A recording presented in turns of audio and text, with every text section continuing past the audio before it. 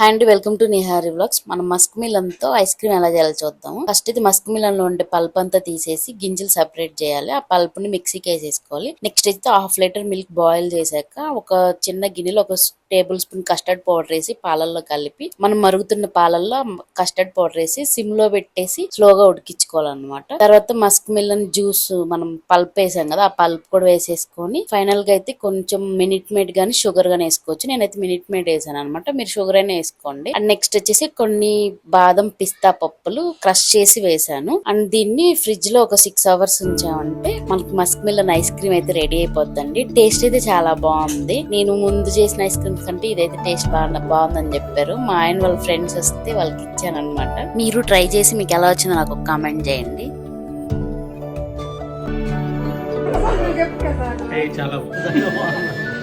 ఏది మళ్ళీ చెప్పు. చాలా బాగుందన్న.